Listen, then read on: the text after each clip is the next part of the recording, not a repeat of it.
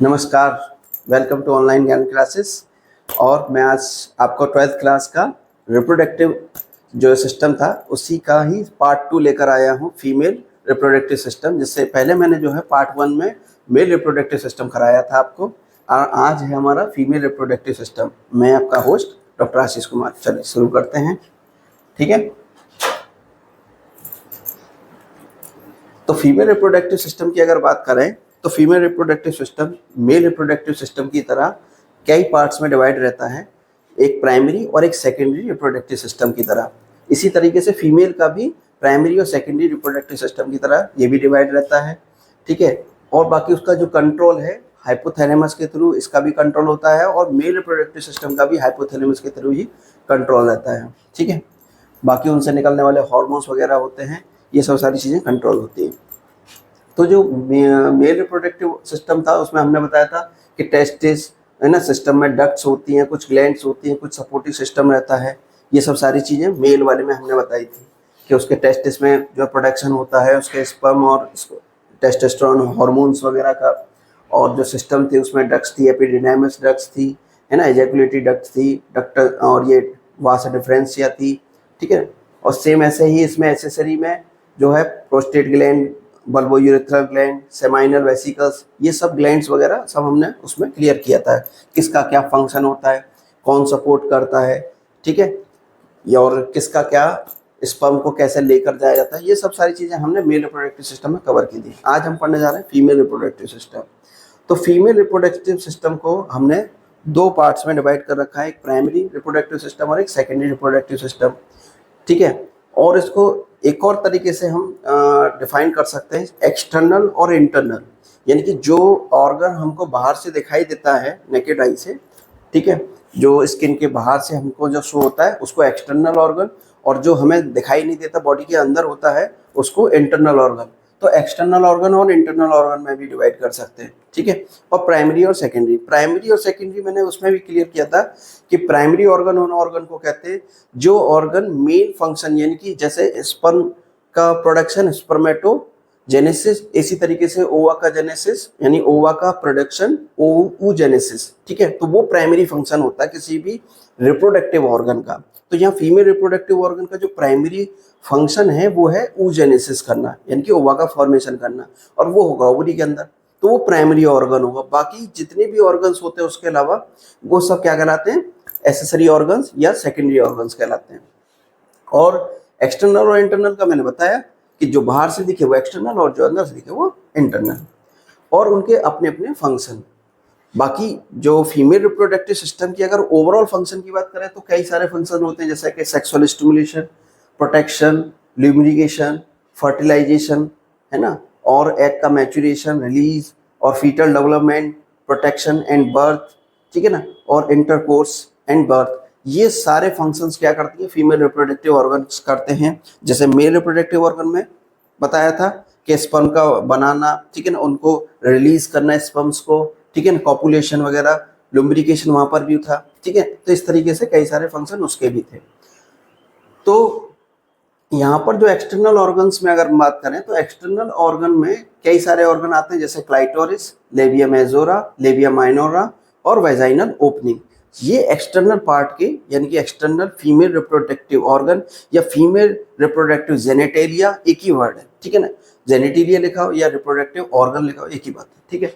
या और इंटरनल में आते हैं आपके fallopian tube, ovary, uterus, cervix और वेजाइनल ट्यूब, ठीक है। तो फीमेल रिप्रोडक्टिव सिस्टम क्या है, लोकेटेड होता है हमारा कहाँ पर, हमारी पेल्विक कैविटी में, ठीक है। फीमेल की जो पेल्विक कैविटी होती है उसमें पूरा फीमेल रिप्रोडक्टिव सिस्टम लाई करता है, प्रेजेंट होता है। Female reproductive system is the compromise the of the external and internal, यानी कि एक्सटर्नल और इंटरनल ऑर्गन से मिलकर ये बना होता है।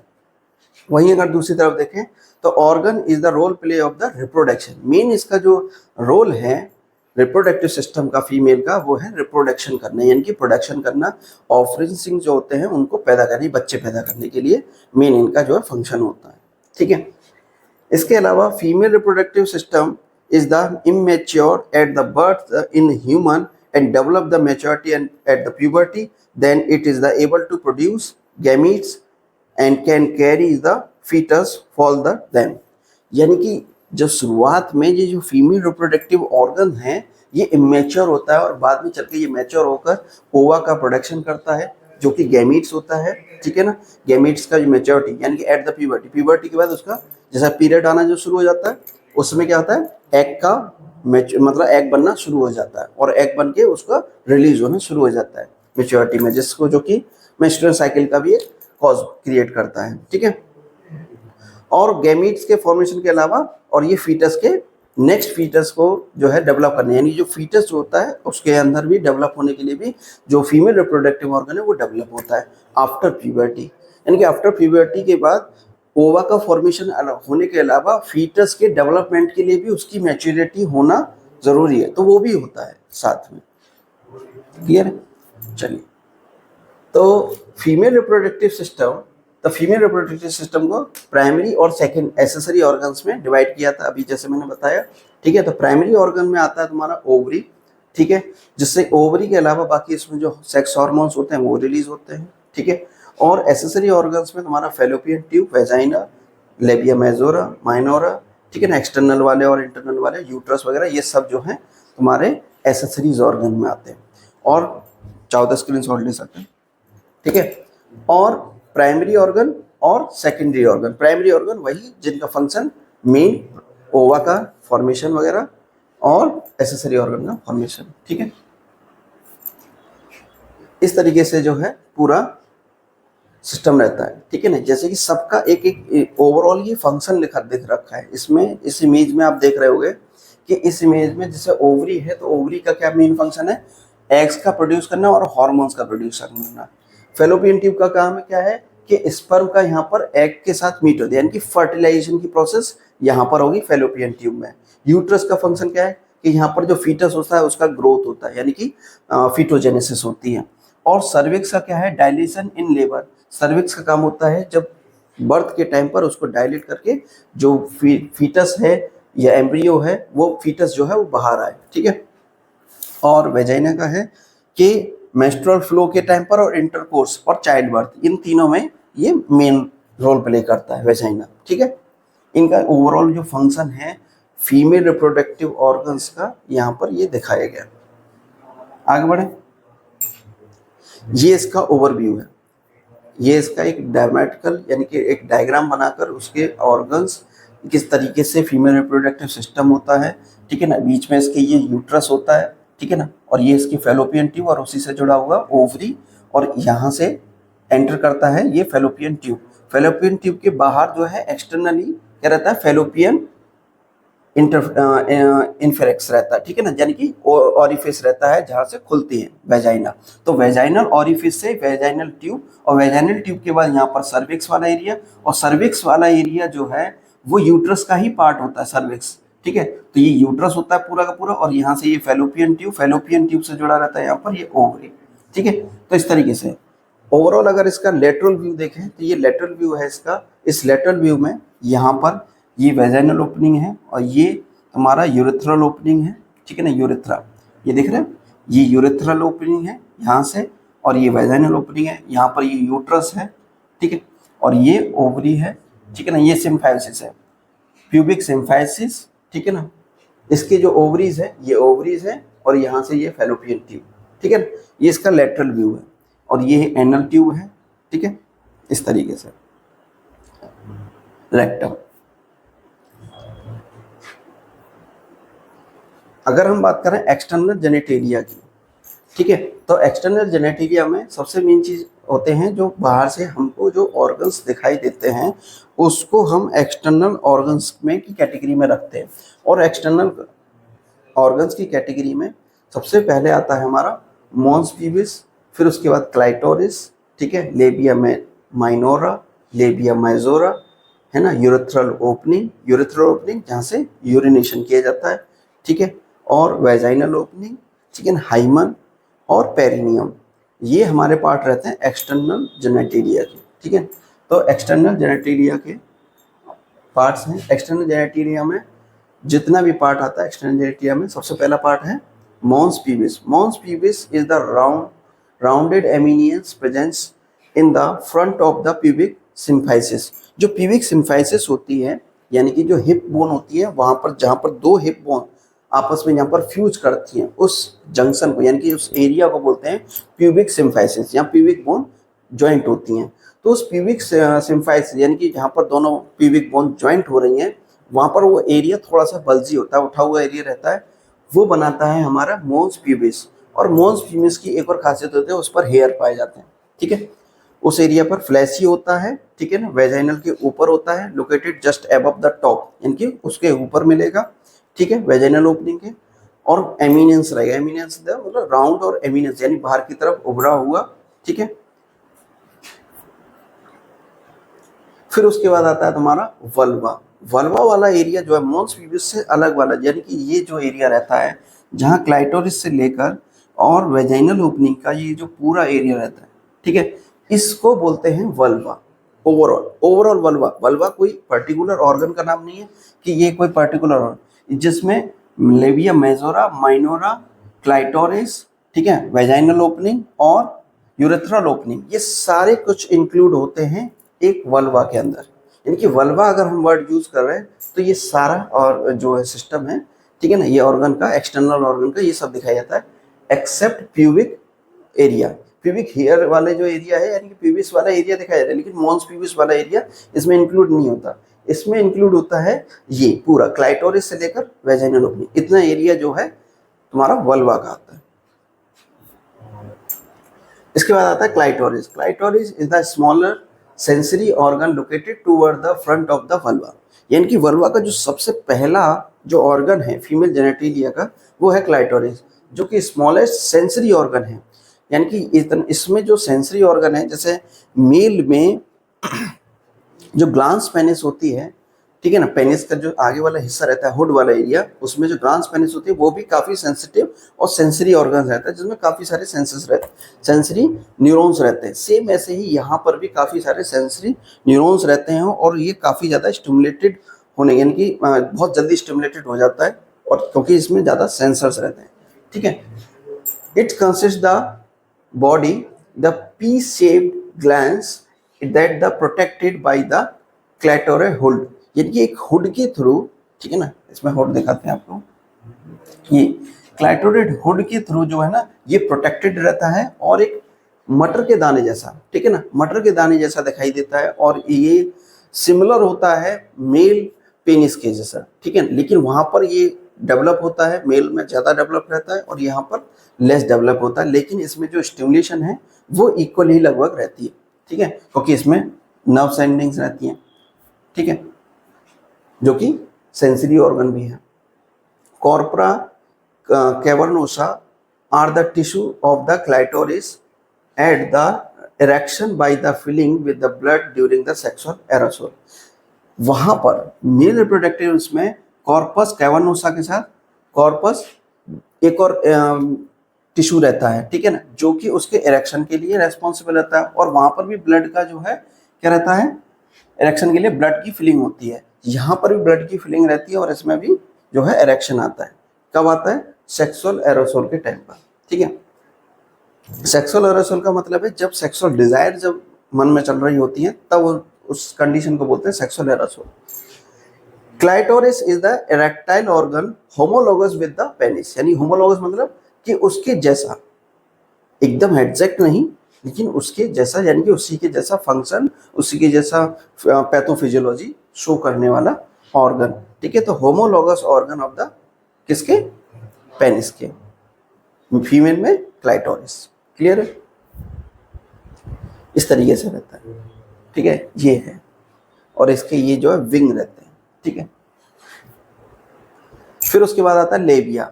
लेबिया को दो पार्ट्स में डिवाइड कर रखा है। लेबिया is the flap like structure या प्रोटेक्टिव ऑर्गन या protective structure of the vaginal opening and urethral opening specifically, और उसको दो पार्ट्स में डिवाइड कर रखा है, labia majora and labia minora में, ठीक है। तो लेबिया मेजोरा उसका सबसे पहला पार्ट है, जो कि उसके स्किन रहती है, सराउंडिंग रहती है, चारों तरफ रहती है, और इसमें जो लेबिया मेजोरा है जो कि सबसे ब्रॉडर पार्ट होता है, ठीक है, लेबिया का, और ये जो ब्रॉडर पार्ट है इसमें हेयर्स भी पाए जाते हैं। लेकिन यही लेबिया माइनोरा जो है वो उसका छोटा पार्ट होता है as compare to labia majora, इसलिए उसको मेजोरा और माइनोरा, यानी कि बड़ा पार्ट होता है, चौड़ा पार्ट होता है इसलिए मेजोरा, और वो छोटा पतला पार्ट होता है इसलिए उसको माइनोरा बोलते हैं। फ्लैप भी बोल देते हैं किसी किसी नॉर्मल लिविंग लैंग्वेज में, ठीक है। तो labia majora is the large thick fold of the protecting the part of vulva, यानी कि वल्वा का जो पार्ट है उसको क्या करता है, प्रोटेक्ट करता है, ठीक है। The outer surface cover the inner surface and the sebaceous gland, इनमें सेबेसियस ग्लैंड पाई जाती है, साथ में ही हेयर्स भी पाए जाते हैं, ठीक है। इनकी anterior commissure and posterior commissure, the skin the connect the prominent the posterior labia and is the below the mons pubis, यानी कि mons pubis से लेकर, इसमें मैं आगे दिखाता हूँ आपको, इस वाले एरिया में, ठीक है। ये जो पूरा का पूरा एरिया है, ठीक है ना, ये यहाँ से mons pubis से लेकर पेरिनियम तक ये पूरा एरिया जो है, यहाँ से ये वाला, ये क्या बनाता है, लेबिया मेजोरा। और ये जो फ्लैप यहाँ से आ रहा है क्लाइटोरिस से निकलते हुए इस तरीके से, ये जो एरिया है लेबिया माइनोरा, ठीक है। अभी labia majora, the area with the between the posterior and anus, ठीक है ना, 2.5 centimetre long constitute the gynaecological perineum, ठीक है। वही चीज कह रहा है, यहाँ से पेरिनियम तक, यहाँ से लेकर यहाँ तक का जो है 2.5 इंचेस का जो एरिया है वो सब क्या कहलाता है, लेबिया मेजोरा। और अगर लेबिया माइनोरा की बात करें तो लेबिया माइनोरा, अगर स्क्रीनशॉट लेना है तो ले सकते हैं। फिर लेबिया माइनोरा की अगर बात करें तो labia minora are the 2 thin fold of skin, यानी कि 2 थिन फोल्ड स्किन रहते हैं, उसमें भी 2 रहते हैं मेजोरा में और इसमें भी। And the anterior is the labium minus the split is the 2 layer and the upper layer join the corresponding, the opposite side the form the perpuse of the clitoris, perpuse of the clitoris, perpuse word याद आ रहा है, perpuse of the clitoris, वहां पर क्या था, perpuse of the glans penis, ठीक है। तो perpuse का मतलब उसके ऊपर जो स्किन बनाए, ठीक है, किसके ऊपर, ग्लांस पेनिस के ऊपर स्किन बनाने वाली स्किन को क्या बोल रहे थे, परफ्यूज। और यहाँ पर क्लाइटोरिस के ऊपर बनाने वाली स्किन को क्या बोल रहे हैं, परफ्यूज, जो कि कौन बना रहा है, लेबिया माइनोरा, ठीक है। और posterior the labia minora is the form the meet the fourchette, ठीक है ना, फॉरसेट की तरह, यानी कि जैसे फॉरसेट चिमटा जैसा होता है ना, चिमटे जैसा बनाते हैं, ठीक है ना। The inner surface of the labia minora is the contain the numerous the sebaceous gland. अब देखो यहाँ से ये जो है फोल्ड बनाता है क्लाइटोरिस के ऊपर परफ्यूज की तरह, और पीछे इस तरीके से, ये इस तरीके से यहाँ पर बना रहा है, यहाँ पर लेबिया, यहाँ पर क्लाइटोरिस के पास लेबिया, यहाँ पर परफ्यूज बना रहा है, और ये जो इस तरीके से जो एरिया आ रहा है, यानी ये वाला जो एरिया आ रहा है इस तरीके से चिटल शेप का बना रहा है, ठीक है ना। ये जो लिखा हुआ है फोर्सेट्स की तरह बना रहा है, यानी कि इस तरीके से फोर्सेट्स की तरह बना रहा है, ठीक है। इस तरीके से जो एरिया बना रहा है इसको बोलते हैं फोर्सेट, जो कि पेरिनियम पर आकर क्लोज हो जाता है, ठीक है। तो यहाँ पर ये एरिया क्या है, ये है लेबिया माइनोरा और ये है लेबिया मेजोरा। दोनों में ही क्या चीज रहती है, सेबेसियस ग्लैंड पाई जाती है। डिफरेंस क्या है कि ये हेयर होता है, लेबिया मेजोरा पे हेयर्स पाए जाते हैं और इस पर हेयर नहीं पाए जाते, बस ये डिफरेंस है। और एज कंपेयर टू इसका जो एरिया रहता है काफ़ी स्टिकी एरिया रहता है, और ये जो थोड़ा रफली एरिया रहता है क्योंकि हेयर्स वगैरह पाए जाते हैं, ठीक है ना, इस पर कोई हेयर नहीं पाए जाते। फिर इसके बाद आता है तुम्हारा vestibules of the vagina. Vestibules of the vagina मतलब है ओपनिंग ऑफ द वेजाइना, ठीक है ना। It is the space between the labia minora, it's feature are the follow. The clitoris is the placed most anteriorly and urethral opening lies the 2.5 centimeter behind the clitoris and front of the vaginal orifice. And vaginal orifice, the orifice is lie posterior part of the vestibule and partially close the virgin by the thin membrane called hymen. समझिए यहाँ पर कि इसके clitoris से 2.5 centimetre की distance में, यानी कि ये सबसे एंटीरियर पार्ट और इसकी जस्ट पोस्टीरियर पार्ट पर क्या पाया जाएगा, यूरेथ्रल ओपनिंग। और यूरेथ्रल ओपनिंग से जो सबसे ज्यादा पोस्टीरियरली प्रेजेंट रहेगा वो रहेगा वेजाइनल ओपनिंग। और वेजाइनल ओपनिंग एक थिन मेम्ब्रेन से कवर रहती है, ठीक है, बिफोर द प्यूबर्टी तक टाइम तक, ठीक है ना, क्या रहती है, कवर रहती है एक थिन मेम्ब्रेन से, जिसको बोलते हैं हाइमन, ठीक है ना। तो ये जो है वर्जिन मतलब इन द पार्शियली क्लोज का मतलब है कंप्लीटली क्लोज नहीं रहती, ठीक है ना, partially close thin membrane, that's called hymen. Orifice of the duct's greater vestibular gland lie on the each side of vaginal orifice। इसका क्या मतलब है, ये जो ओपनिंग दिख रही है यहाँ पर, ये दिख रही है, ये जो ओपनिंग दिख रही है, ठीक है, ये क्या इसकी है, ग्लैंड की ओपनिंग है, ठीक है ना, वेस्टिबुलर ग्लैंड्स की ओपनिंग रहती है, ठीक है, वेस्टिबुलर ग्लैंड्स की ओपनिंग रहती है ईस्ट साइड में, यानी कि दोनों साइड में वेस्टिबुलर ग्लैंड्स की, जो कि ग्लैंड्स अगर देखा जाए तो ग्लैंड्स जो है यहाँ पर प्रेजेंट होती है लेबिया मेजोरा के अंदर, इंटरनल मतलब स्किन के नीचे रहती है, ठीक है, लेबिया मेजोरा के अंदर, लेकिन उसकी जो ओपनिंग रहती है डक्ट के थ्रू, वो रहती है just opening of the vaginal, ठीक है ना।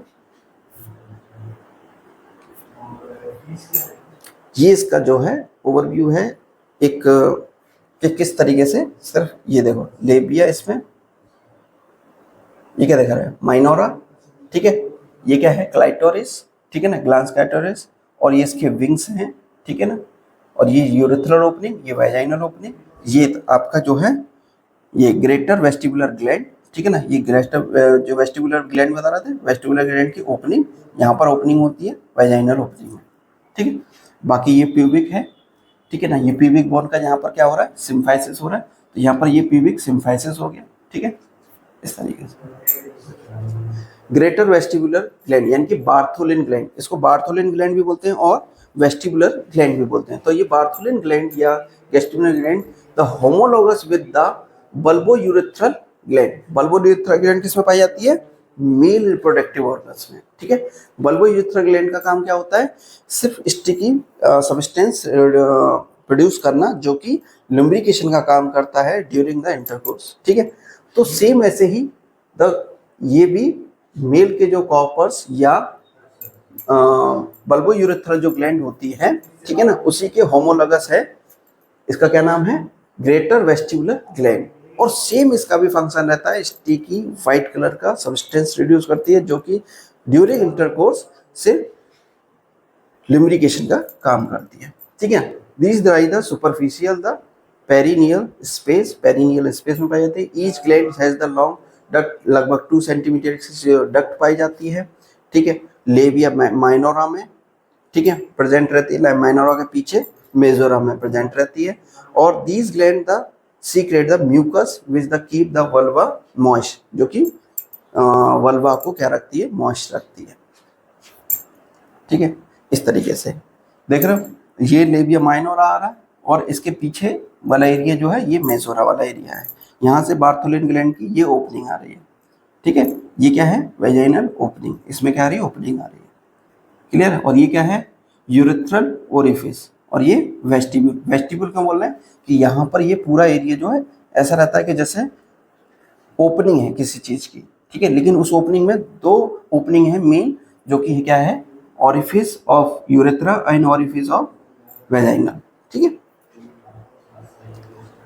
यहाँ पर और ये रियल इमेज है, ठीक है ना, रियल इमेज है जिसमें यूरेथ्रल ओपनिंग दिखा रहा है, और यहाँ पर एक स्किनिंग ग्लैंड्स और होती है, जो कि सिमिलर सेमाइनल वेसिकल्स जैसी होती है, ठीक है। तो ये इस तरीके से ओवरव्यू है इसका रियल, ठीक है ना, और वेजाइनल ओपनिंग इस तरीके से, और यहाँ से ये ओपनिंग रहती है, ठीक है ना, दोनों तरफ से, ठीक है ना, जैसे ही वेजाइनल ओपनिंग रहती है वहीं पर। बाकी इसमें कभी कभी सिस्ट वगैरह हो जाती है, जैसे बार्थोलिन सिस्ट भी बोल देते हैं।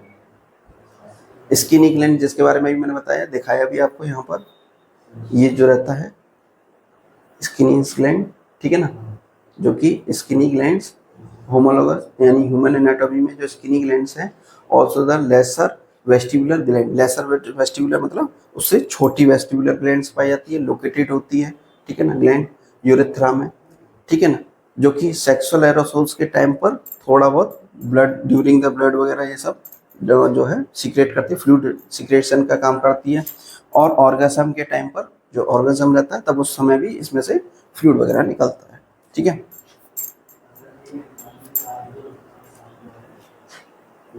ये इसका रियल इमेज है।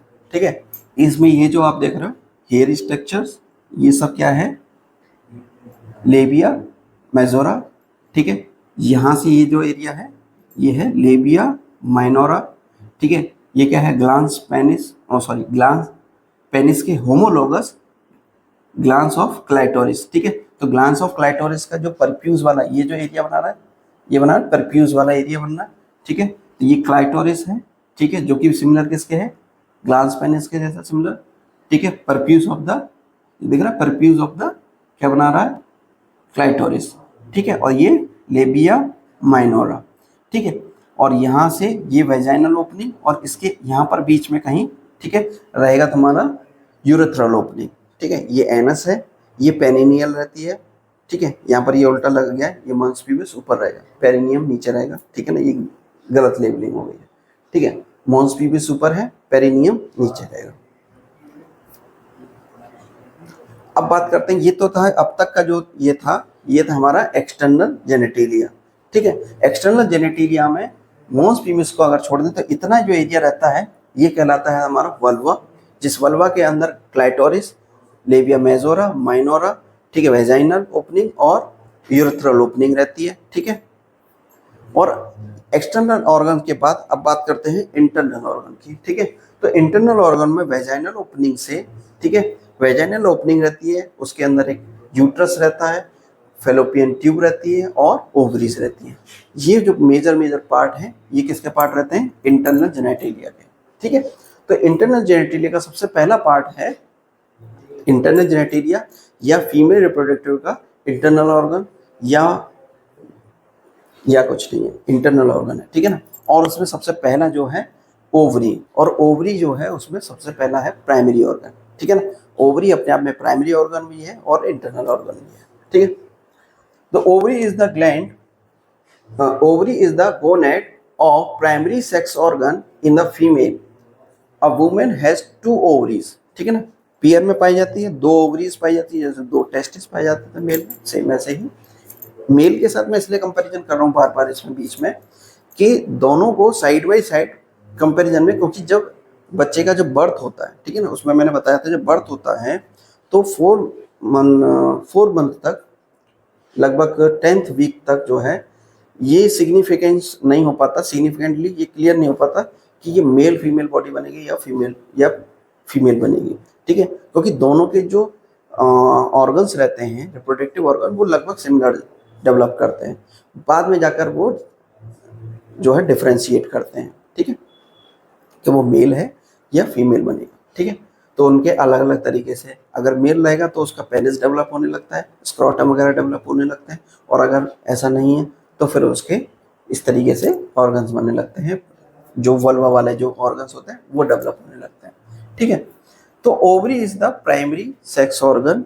ठीक है, प्राइमरी सेक्स ऑर्गन बोला जाता है फीमेल का, क्योंकि यहाँ पर क्या है, ओवा का प्रोडक्शन हो रहा है, बाकी ओवरी दो पाई जाती हैं।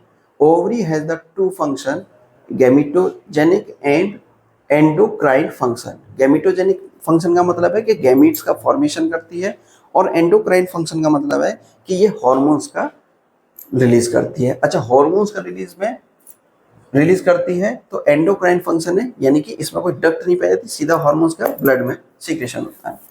तो गैमिटोजेनिक फंक्शन का मतलब है कि वो एग का फॉर्मेशन करेंगे, और एंडोक्राइन फंक्शन मतलब सेक्स हार्मोन रिलीज किए जाएंगे, फीमेल सेक्स हार्मोन्स। ठीक है, सिचुएशन कहाँ पर है, ovary lies the ovarian fossa के अंदर पाई जाती है, लेटरल पेल्विक वॉल के पास पोजीशन रहती है उसकी, position of the variable the nulliparous women long axis the near the vertical ovary usually the describe having the upper पोल।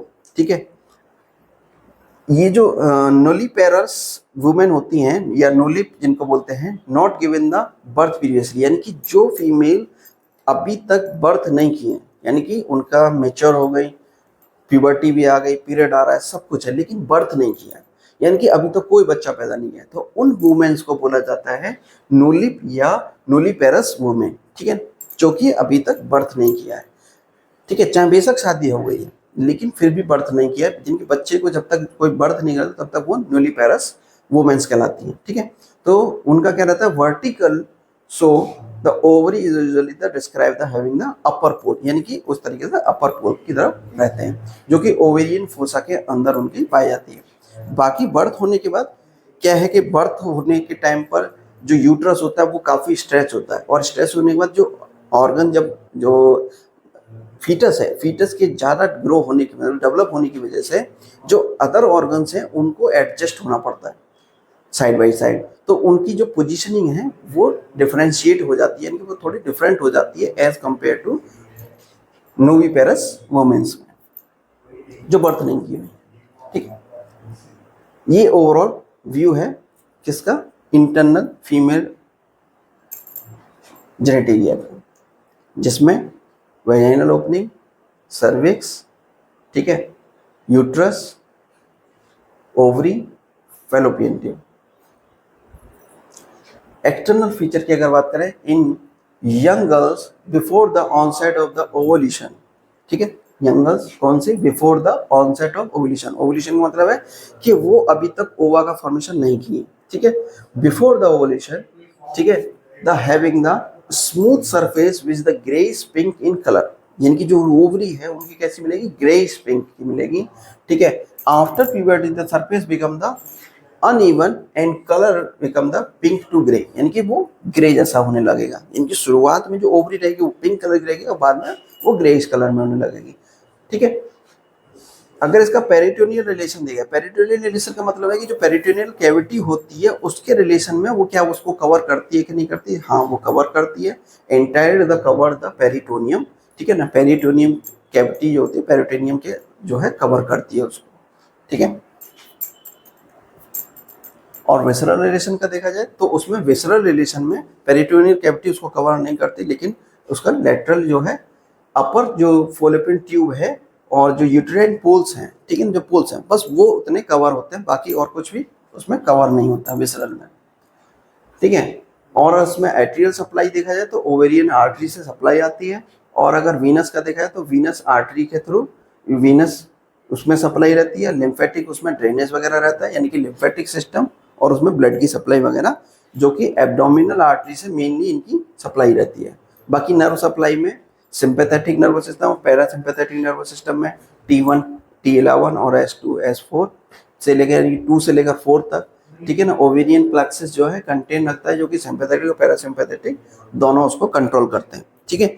इनकी जो सेंट्रल नर्वस सिस्टम है उससे निकलने वाली जो नर्व्स हैं जो जाती हैं कहाँ पर, आपके ओवरी को, उनको, ठीक है ना, उनको बोलते हैं ओवेरियन प्लेक्सस। प्लेक्सस का मतलब है कि एक ऐसा गुच्छा जो कि सप्लाई दे रहा है ओवरी को, ठीक है, जो को सिंपैथेटिक और पैरासिम्पैथेटिक में डिवाइड कर रखा है, ठीक है ना। सिंपैथेटिक में जो नर्व्स हैं उनका जो है T11 और T10, और वहीं पैरासिम्पैथेटिक नर्वस सिस्टम में जो है S2 से लेकर S4 तक। और अगर हिस्टोलॉजी की बात करें, हिस्टोलॉजी का मतलब है कि उनका टिश्यू किस तरह का टिश्यू पाया जाता है ओवरीज के अंदर, अगर हम उसकी बात करें तो हिस्टोलॉजिकल में वो दो तरह के हैं, जर्माइनल एपिथेलियम एंड ट्यूनिका एल्बुजिनिया, ठीक है ना। जो ट्यूनिका एल्बुजिनिया है, ठीक है ना, वो एक लेयर रहती है जो कि उसको प्रोटेक्ट करके रखती है, और जो जर्माइनल एपिथेलियम है वो कोबाइडल सेल्स हैं जो कि आगे चलकर ओवा का फॉर्मेशन करते हैं, ठीक है, ठीक है। जर्माइनल एपिथेलियम जो फंक्शनल एनाटॉमी है ओवरी की, उसमें अगर हम देखें तो दो तरीके से डिवाइड रहती है, एक मेडुला और कॉर्टेक्स में डिवाइड रहता है इसका, ठीक है। इसका जो ऊपर वाला एरिया है ये जर्मिनल एपिथेलियम है, और इसके अंदर वाला जो है एरिया वो कॉर्टेक्स और मेडुला, ठीक है ना, जो कि स्ट्रोमा, जो कि इसका जो मेडुला वाला एरिया है, यहाँ से जो ब्लड वेसल्स और जो टिश्यूज वगैरह आते हैं उनको मेडुला वाले पार्ट में बोलते हैं, और जहाँ पर ये डेवलप होता है, ठीक है ना, ओवा वगैरह डेवलप होते हैं, ठीक है, जहाँ पर ये ग्राफियन फॉलिक्यूल वगैरह ये सब डेवलप होते हैं, वो एरिया कहलाता है कॉर्टेक्स वाला एरिया, ठीक है। होते सब जर्मिनल एपिथेलियल से है, और ट्यूनिका एल्बुजिनिया जो है इसकी प्रोटेक्टिंग लेयर की तरह एक्सटर्नल लेयर रहती है, ठीक है। Medulla is the zone of the vasculosa, it is the central deeper portion of the ovary, ठीक है ना। जो डीपर सेंटर पोर्शन है, यानी कि जो इसके बीच का जो सेंटर पोर्शन है, ठीक है ना, वो क्या है, मेडुला, जिसमें ब्लड वेसल्स वगैरह और नर्व्स वगैरह रहती हैं, और ये हाइलम के थ्रू जो है एंटर करता है। हाइलम मतलब हाइलम वो एरिया होता है जहाँ पर ब्लड वेसल या पर नर्व्स वगैरह जो एंटर करती हैं, जिस जगह से एंटर करती हैं ओवरी में, उस एरिया को बोलते हैं हाइलम, ठीक है। तो हाइलम से एंटर करती है the contain the epithelium, nerve fibre, ये सब जो है कहाँ से एंटर करती हैं, हाइलम से। सेम वैसे ही कॉर्टेक्स में, तो cortex is the outer border portion and has the compact cellular layer, ठीक है ना, ये कॉम्पैक्ट सेलुलर लेयर है, and the interrupt with the hilum, यानी कि इंटरप्ट होती है हाइलम से। इंटरप्ट का मतलब है कि जब यहाँ से ओवरी के अंदर ये एंटर कर रही है, ठीक है, कौन एंटर कर रहा है, ब्लड वेसल एंटर कर रही है, नर्व फाइबर एंटर कर रही है, ठीक है, और लिम्फेटिक ड्रेनेज वगैरह, लिम्फेटिक वेसल्स वगैरह सब एंटर कर रहे हैं। तो ये जहाँ सर एंटर हो रही है, तो यहाँ से ये इंटरप्ट हो रही है, ठीक है ना, ये रोकेंगे इसको, और ये पूरा का पूरा क्या बनाता है, एरिया, आउटर एरिया, ये कॉर्टेक्स का बना हुआ है। तो ये क्या है, इसका जो बॉर्डर पोर्शन है वो कॉम्पैक्ट सेलुलर लेयर रहती है, और इंटरप्ट एट द हाइलम, यानी कि हाइलम पर इंटरप्ट होता है। Medulla is the continuous with the mesovarium, यानी कि बाकी सब continuous. The cortex is the line the germinal epithelium underneath the fibrous layer known as the tunica albuginea, यानी कि ट्यूनिका एल्बुजिना से क्या रहता है, कवर्ड रहता है कॉर्टेक्स वाला area. Cortex consist the following structure, glandular structure और connective tissue. Glandular structure which is the present ovarian follicles, ठीक है ना। ग्लैंडुलर स्ट्रक्चर का मतलब है कि जो फॉलिकल बनाता है, जो फॉलिकल्स जो बनते हैं, फॉलिकुलर स्टेज में जो फॉलिकल्स बनते हैं वो ग्लैंडुलर स्ट्रक्चर कहलाते हैं। बाकी जो कनेक्टिव टिश्यू है, जो कि उसको ब्लड सप्लाई, न्यूट्रिशन वगैरह जो प्रोवाइड कराते हैं, वो कनेक्टिव टिश्यू सेल्स हैं, ठीक है। जो interstitial cells are the cluster of the epithelial cells which the fine lipid granules mainly from the theca interna, ठीक है। जो कि ये जो फॉलिकल्स हैं उनको ग्रो कराने के लिए, उनके डेवलपमेंट के लिए जो न्यूट्रिशन वगैरह की प्रोवाइड होगा या उनको जो प्रोटेक्शन वगैरह मिलेगी, वो सब किससे मिलेगी, थीका इंटरना वगैरह से, यानी कि जो कनेक्टिव टिश्यू रहेगा उसके चारों तरफ। ये देखो, ये जो प्रीमोर्डियल फॉलिकल्स हैं, प्रीमोर्डियल फॉलिकल्स उनको बोला जाता है कि जब at the time of birth, ठीक है ना, जो फीमेल ऑर्गेनिज्म है, ठीक है ना, यानी फीमेल ह्यूमन है, ठीक है ना, बिफोर प्यूबर्टी, ठीक है ना, उसमें जितने भी फॉलिकल्स रहते हैं, ठीक है ना, उनको बोला जाता है प्रीमोर्डियल फॉलिकल्स, जो कि डेवलप नहीं हुए हैं किसी भी ओवा में, फॉर्मेशन में, या ग्राफियन फॉलिकल्स में डेवलप नहीं हुआ है, अभी कोई डेवलप नहीं हुआ। जितने भी ओवरी के अंदर स्ट्रक्चर्स हैं, फॉलिकल्स हैं, वो सारे के सारे फॉलिकल्स क्या कहलाते हैं, प्रीमोर्डियल फॉलिकल्स कहलाते हैं। और वो प्रीमोर्डियल फॉलिकल्स आगे जाके क्या है, डेवलप होते हैं, एक एक करके डेवलप होते हैं, ठीक है। तो उनमें से कुछ डेवलप होते हैं, कुछ डेवलप नहीं हो पाते। जैसे एक अगर डेवलप हुआ, कोई भी एक ओवरी में अगर एक डेवलप हुआ है, प्राइमरी फॉलिकल, जो प्रीमोर्डियल फॉलिकल अगर डेवलप होता है, जो कि प्रीमोर्डियल फॉलिकल प्राइमरी फॉलिकल में अगर डेवलप हुआ है, और प्राइमरी फॉलिकल के बाद जब वो वेस्टिकुलर, है ना, वेसिकुलर फॉलिकल में जब वो पहुंचता है, तब ये इस कंडीशन में जब पहुंचने पर बाकी के फॉलिकल्स को क्या है, जो उसके साथ डेवलप हो रहे होते हैं, उनको वो सप्रेस कर देता है, उनको डेवलप नहीं होने देता। यानी कि वन सा टाइम केवल सिंगल एक ओवरी के अंदर एक टाइम पर एक ही ओवा का क्या होता है, मैच्योरेशन होता है। और ये जो प्रीमोर्डियल फॉलिकल्स हैं, ये फॉलिकल्स वो हैं कि जब तुम्हारा जो फीमेल गोनेट से, यानी कि जो फीमेल स्पर्मेटोगोनिया है, ठीक है ना, स्पर्मेटोगोनिया जो 2n सेल्स की रहती है, जब वो डेवलप होकर जब 4 सेल में डिवाइड होती है, तो उसकी जो 4 सेल्स बनती है ना, ठीक है ना, उनमें से एक सेल को बोलते हैं प्रीमोर्डियल फॉलिकल्स। ये वो फॉलिकल्स हैं, यानी कि एक सेल जब उसमें मियोसिस होती है, तो मियोसिस के समय 4 सेल्स बनती है, एक मदर सेल से 4 डॉटर सेल्स बनती है, तो जो 4 डॉटर सेल्स बनती हैं जो मियोसिस के प्रोसेस में, उन्हीं को बोलते हैं प्रीमोर्डियल फॉलिकल्स, ठीक है। अब वो चार में से चारों के चारों डेवलप नहीं होते, एक डेवलप होता है, बाकी के जो है इमेच्योर रहते हैं, मतलब और वो हो जाते हैं, डिसकंटिन्यू हो जाते हैं या डिस्कार्ड कर दिया जाता है, इस तरीके से होता है, ठीक है, डीजनरेट कर जाते हैं एक्चुअली। तो ये जो मेडुला वाला पार्ट है, जैसा कि ये हाइलम वाला एरिया था, ठीक है ना, तो ये बीच वाला पार्ट रहता है जिसमें से न्यूट्रिशन वगैरह प्रोवाइड कराई जाती है। और यहाँ पर ये जो प्रीमोडियल फॉलिकल्स, ये जो छोटे छोटे दिखाई दे रहे हैं, ये सब प्रीमोडियल फॉलिकल्स हैं, ठीक है।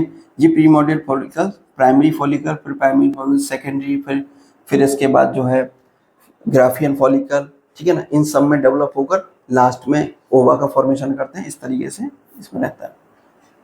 ये देखा ना, यहाँ पर ये हाइलम का एरिया है जहाँ से ब्लड वेसल्स आ रही हैं, और ये प्रीमोडियल फॉलिकल्स है, ये सब ओवरी है, ये पूरा का पूरा क्या है, ये ओवरी है, ठीक है। और ओवरी के जो सबसे लास्ट वाली जो लेयर है, ठीक है, ट्यूनिका एल्बुजिना, ठीक है, ट्यूनिका एल्बुजिना, और ये ट्यूनिका एल्बुजिना के चारों तरफ से ये लेयर जो दिखाई दे रही है ट्यूनिका एल्बुजिना की, ये जो एरिया है ये हाइलम है, ठीक है। अब ध्यान से देखिए, यहाँ पर ये जो प्रीमोडियल फॉलिकल्स जो लिखा हुआ है, ये वो फॉलिकल्स हैं जो कि मियोसिस के थ्रू जो 4 सेल्स बनी थी ना, उसमें से, तो 4 में से एक सेल डेवलप हुई, बाकी की डेवलप नहीं हुई, धीरे धीरे डेवलप होती है लेकिन बाद में सप्रेस कर दिया। तो ये जो डेवलप होना शुरू हुआ, ठीक है, प्राइमरी फॉलिकल्स में कन्वर्ट, फिर सेकेंडरी फॉलिकल में कन्वर्ट हुआ, फिर टर्सरी फॉलिकल्स में कन्वर्ट हुआ, और फिर ये मैच्योर फॉलिकल में कन्वर्ट हुआ। जब ये मैच्योर फॉलिकल में कन्वर्ट होता है, तब यहाँ पर ये oocytes इसमें अंदर बनने लगती है, और ये oocytes जो है, या ये मैच्योर फॉलिकल को ग्राफियन फॉलिकल भी बोलते हैं। और फिर जब oocytes में बन के तैयार होती है, तो रैप्चर होकर जो oocytes है वो क्या है, ओवम के फॉर्म में फेलोपियन ट्यूब में चला जाता है, यहाँ से ब्लास्ट होकर बाहर चला जाता है, जो कि चारों तरफ से क्या रहता है, किससे घिरा हुआ है, कोर्निया, कोरोना रेडिएटा से बाउंडेड रहता है, ठीक है। और ये रैप्चर होगा, फिर उसके बाद जो ये बच जाता है, इसको बोलते हैं कॉर्पस ल्यूटियम, और ये कॉर्पस ल्यूटियम जो है धीरे धीरे क्या होता है, कॉर्पस ल्यूटियम जो है कॉर्पस एल्बिकन्स बनकर यानी कि डीजनरेट होकर खत्म हो जाता है, ठीक है। तो function of the ovary, the production of the oocyte, ठीक है ना, फंक्शन क्या है, ओवरीज का प्रोडक्शन करना, ओवरीज में ओवा का फॉर्मेशन करना, और हार्मोन्स का प्रोडक्शन करना, ठीक है ना। तो दो फंक्शन है, production of the oocytes and production of the hormone. जो oocytes का फॉर्मेशन है वो about the 30 years of the puberty, ठीक है ना, मेनोपोज तक, यानी कि प्यूबर्टी से लेकर मेनोपोज तक 30 ईयर्स तक जो है oocytes का फॉर्मेशन होता रहता है। और वहीं अगर हार्मोन्स की बात करें तो वो लाइफ टाइम हार्मोन्स का जो है सीक्रेशन होता रहता है, जिसमें काफ़ी सारे हार्मोन्स रहते हैं, 3 हार्मोन, ठीक है ना, आगे बताएंगे। और इसका जो ये ओवरी से जो ओवा का फॉर्मेशन है, alternatively the secondary oocytes the per month per ovarian cycle the 28 year, 28 days की जो है ओवेरियन साइकिल रहती है। यानी ओवेरियन साइकिल का मतलब है कि हर 28 डेज पर एक ओवा का फॉर्मेशन होता रहेगा, यानी कि हर एक 28 डेज या 28 डेज या 30 डेज पर हमेशा एक ओवा का फॉर्मेशन होता रहेगा, जिसको बोलते हैं ओवेरियन साइकिल। तो ये ओवेरियन साइकिल चलती रहती है, कब तक चल रही है, 30 साल तक अप्रोक्स टाइम है, ये एग्जैक्ट टाइम नहीं है, किसी के 30 चले, किसी कम भी चलती, किसी की ज़्यादा। तो लेकिन प्यूबर्टी से लेकर मेनोपोज, मेनोपोज वो टाइम लाइन है जिस पर कोई भी ओवा का फॉर्मेशन नहीं होता, ठीक है। तो उस कंडीशन को बोलते हैं मेनोपोज। प्यूबर्टी वो टाइम लाइन है जिस पर ओवा फर्स्ट टाइम ओवुलेशन होता है, ठीक है, यानी कि ओवा फॉर्मेशन हो रहा है फर्स्ट टाइम पर, वो होती है प्यूबर्टी। यानी कि वहाँ से लेकर मेनोपोज तक का जो पीरियड टाइम ड्यूरेशन है वो अबाउट लगभग 30 ईयर रहता है, यानी लगभग 30 साल के बीच तक ये एरिया रहता है, ठीक है ना, टाइम लाइन रहती है। और इसमें हर 30 दिन पर एक ओवा का फॉर्मेशन होने की ये फ्रीक्वेंसी रहती है। Ovarian follicles in the intrauterine life, ovarian follicles, the outer part of the cortex consists the germinal epithelium, which is derived from the germinal roots. When the fetus develops, the germinal epithelium gives the rise the number of the primordial ova. Primordial ova move toward the inner substance of the cortex, and the layer spindle called the granulosa cells and from the ovarian stroma surround the ova. Primordial ova along the granulosa called the primordial follicle, ठीक है ना। तो जो ovarian follicles हैं वो क्या करते हैं, प्रीमोर्डियल फॉलिकल्स ग्रेनुलोसा सेल्स का जो है डेवलप होता है और बाद में चल के वो प्रीमोर्डियल फॉलिकल्स बनाते हैं। जैसे मैंने बताया था कि जर्मिनल एपिथेलियम जो कि 2n होती है वो डेवलप हो, मतलब उसका क्या होता है, उसमें डिवीजन होता है, उसमें मियोसिस होती है। तो जर्मिनल एपिथेलियम जब डेवलप होती है या उसमें मियोसिस की जब प्रोसेस होती है तो उसमें बनते हैं प्राइमरी प्रीमोर्डियल फॉलिकल्स, जिनकी वो डिवाइड होती है 4 सेल्स में, उसमें मियोसिस होकर। तो वो जो प्रोसेस है उसी को बोल रहे हैं जर्मिनल एपिथेलियम का यहाँ पर डिराइव्ड होना। उससे जब फीटस का डेवलपमेंट के लिए जो ग्रेनुलोसल सेल्स हैं उनका डेवलप होकर यहाँ पर प्रीमोर्डियल फॉलिकल्स का बनना, ठीक है, इस तरीके से। तो वो जो प्राइमरी प्रीमोर्डियल फॉलिकल्स हैं ये डेवलप होकर प्राइमरी फॉलिकल, जो कि मैंने थोड़ी देर पहले बताया था, ठीक है ना, इस तरीके से पूरे साइकिल चलती है, रैप्चर होकर ओवा बाहर निकल आता है। तो ओवेरियन फॉलिकल्स में प्रीमोर्डियल फॉलिकल्स यानी ओवेरियन फॉलिकल्स को भी कितने पार्ट्स में, तीन पार्ट्स में डिवाइड रहता है, ठीक है ना, क्लासिफाइड एज द प्यूबर्टी से। तो प्रीमोर्डियल फॉलिकल्स, प्राइमरी फॉलिकल्स और सेकेंडरी फॉलिकल्स, इनमें सब में अपना अपना डिफरेंस रहता है। The primary oocytes the surrounding the single layer of the flattened cell, ठीक है, और जो प्राइमरी फॉलिकल्स हैं वो follicle has the primary oocyte surrounding the single layer of the cuboidal cell, ठीक है ना। तो फिर वो क्यूबॉइडल सेल्स रहती है और सेकेंडरी में क्या रहता है, वो मैनी लेयर हो जाती है, काफ़ी सारी लेयर हो जाती है। जैसे कि सिंगल लेयर में रहती है, फिर उसके बाद प्राइमरी में जब वो जाती है तो प्राइमरी में वो कई सारी लेयर, एक सिंगल लेयर हो जाती है, और फिर प्राइमरी के बाद जब सेकेंडरी में होती है तो वो मल्टी लेयर हो जाती है, ठीक है ना, सेल की काफ़ी सारी लेयर्स हो जाती हैं। सेम ऐसे ही Graafian follicle is the multiplying the follicular cells which are the known as the granulosa cell, little irregular space filled with the clear fluid known as the liquor folliculi appear। आप इधर देखो, जब ये develop हो रहा होता है secondary, जब ये फॉलिकल जो डेवलप होता है तो यहाँ पर एक फ्लूइड जो है डेवलप होने यानी फ्लूइड बनने लगता है, जिसको बोलते हैं मैच्योर फॉलिकल या ग्राफियन फॉलिकल्स के नाम से जानते हैं, ठीक है। उसके अंदर क्या रहता है, एक फ्लूइड बना रहता है, ठीक है, जिसको बोलते हैं ग्रेनुलोसा सेल्स से, वो उनको ग्रेनुलोसा सेल्स बोलते हैं। उसके अंदर जो ग्राफियन फॉलिकल्स के अंदर रहता है, ठीक है ना, उसमें क्लियर फ्लूइड रहता है। और Arctic follicles does not develop the fully but degenerate the called the arctic follicles. These the follicles secrete the estrogen। ये समझो, वो फॉलिकल्स जो डेवलप हुए वो क्या बना रहे हैं, ग्राफियन फॉलिकल। लेकिन जो डेवलप होना या शुरू हुए लेकिन वो प्राइमरी के बाद सेकेंडरी फॉलिकल और ग्राफियन फॉलिकल में कन्वर्ट नहीं हुए, उन सारे फॉलिकल्स को, उन सारे प्रीमोर्डियल फॉलिकल्स जो उसके साथ एक साथ डेवलप हो रहे थे, वो जो डेवलप प्रॉपर डेवलप नहीं हो पाए किसमें, ग्राफियन फॉलिकल में, उनको बोलना है यहाँ पर एट्रेटिक, ठीक है ना, आर्टिक फॉलिकल्स, ठीक है ना, उनको बोलना है हम आर्टिक फॉलिकल्स।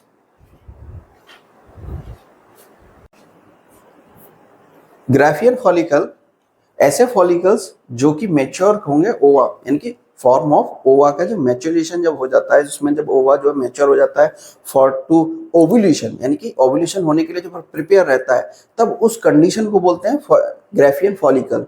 और ऐसे प्रीमोर्डियल फॉलिकल्स, ठीक है, जो कि मैच्योर नहीं हो पाए यानी ग्राफियन फॉलिकल में कन्वर्ट नहीं हो पाए, उनको बोलते हैं आर्टिक फॉलिकल।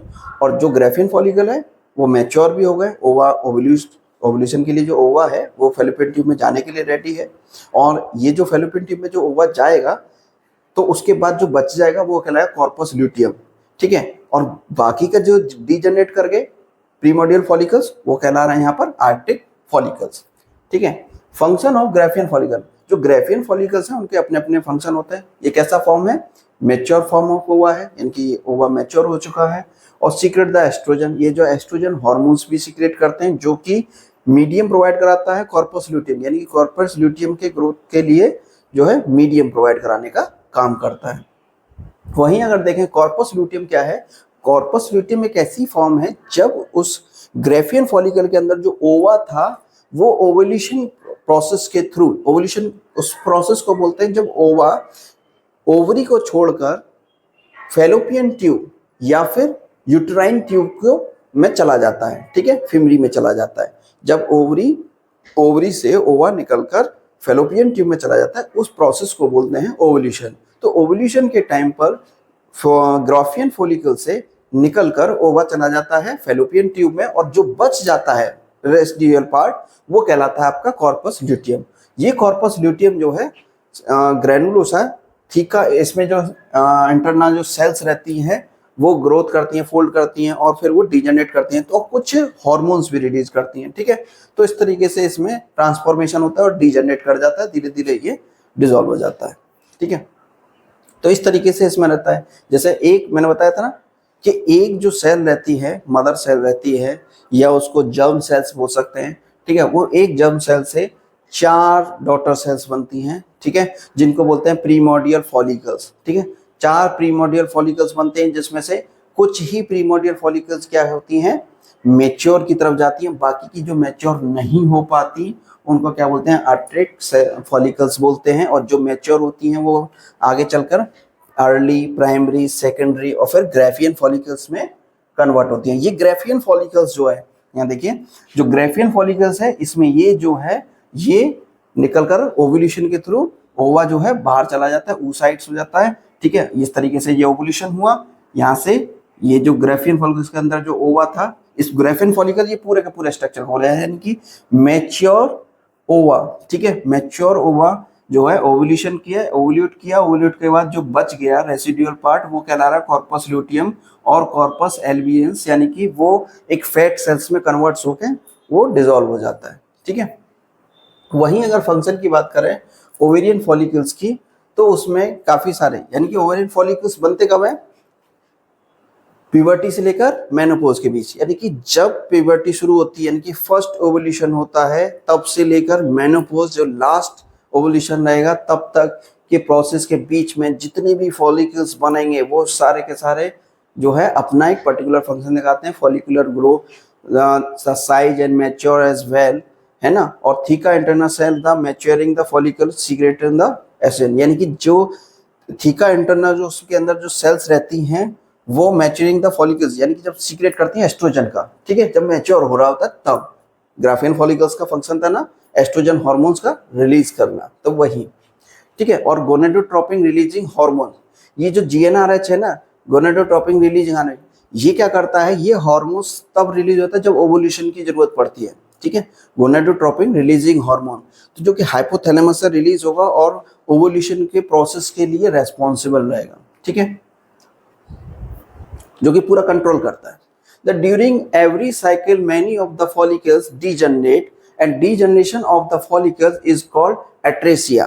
मैंने बताया था सारे के सारे जितने भी प्रीमोर्डियल फॉलिकल्स हैं वो मैच्योर नहीं हो पाते, जो मैच्योर नहीं हो पाते उस प्रोसेस को कहते हैं एट्रेसिया, ठीक है। और डीजनरेट फॉलिकल्स को बोलते हैं एट्रेटिक फॉलिकल्स, ठीक है। और एट्रेटिक फॉलिकल्स को fibrous and fibratic follicles called the corpus fibrosa, ठीक है। कॉर्पस फाइब्रोसा मतलब उसी में फाइब्रोसा की तरह वो डिसॉल्व हो जाते हैं, उसी का ही पार्ट बन जाते हैं, फाइब्रस का पार्ट बन जाते हैं, यानी कि ओवरी का ही पार्ट बन जाते हैं। Atresia occurs the all level of follicles, usually the degenerate the follicles disappear without the living any scar, यानी कि ऐसा नहीं है कि फॉलिकल्स है और वहां पर कोई स्पॉट या कोई स्कार जैसा कुछ भी नहीं बचता, ऐसा लगता है जैसे कुछ सेल्स थी नहीं, डिजनरेट कर जाती हैं, जैसे सेल नई सेल बन जाती हैं, पुरानी सेल डिजनरेट कर जाती हैं, जैसे हमारी स्किन है, स्किन से नई नई सेल आती रहती हैं और पुरानी सेल हटती आती हैं, तो ऐसा नहीं कि पुरानी सेल जो डेड हुई सेल्स हैं वो कोई स्कार या कोई स्पॉट छोड़ कर जाए, ऐसा कुछ नहीं होता, हमेशा नई सेल आती है और एकदम नई स्किन दिखाई देती है, सेम वैसे ही अपीयरेंस रहता है। तो ये जो प्रीमोर्डियल से कन्वर्ट होकर इसका प्राइमरी फॉलिकल्स में, फिर सेकेंडरी फॉलिकल्स, ये प्रीनेटल फॉलिकल्स, ठीक है ना, और जो फॉलिकल्स में कन्वर्ट होकर के बाद FSH रिलीज होता है, यानी कि ये जो फॉलिकुलर स्टिमुलेटिंग हार्मोन्स है ये क्या है, ग्राफियन फॉलिकल से ओवुलेशन के सीक्रेशन के लिए क्या है, स्टिमुलेट करता है, कि जैसे ही ये जो फॉलिकुलर स्टिमुलेटिंग हार्मोन है ये सीक्रेशन करवाता है हार्मोन्स को, यानी कि जो मैच्योर ग्राफियन फॉलिकल्स है वो एस्ट्रोजन जो हार्मोन्स रिलीज होगा उसके रिलीज के लिए FSH हार्मोन्स रेस्पॉन्सिबल होता है, वहीं LH हार्मोन ल्यूटिनाइजिंग हार्मोन उसके ओवुलेशन के लिए रेस्पॉन्सिबल रहता है कि ओवुलेट करे, ठीक है, और वो ओवा जो है निकल कर बाहर जाए कहाँ पर, फेलोपियन ट्यूब में। तो ओवरी से निकलकर फेलोपियन ट्यूब में जो ओवा जाएगा उसके लिए जो रेस्पॉन्सिबल हार्मोन है LH। वैसे जो मेंस्ट्रुअल साइकिल है उसमें सारी चीजें मैं क्लियर करूंगा दोबारा से।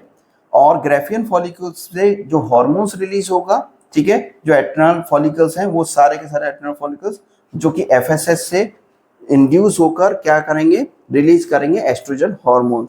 और जो बच जाएगा, रेसिडुअल पार्ट जो रह जाएगा, वो कहलाएगा आपका कॉर्पस ल्यूटियम। इसके बाद आता है हमारा ओवेरियन हार्मोन्स, जो कि हम नेक्स्ट क्लास में डिस्कस करेंगे।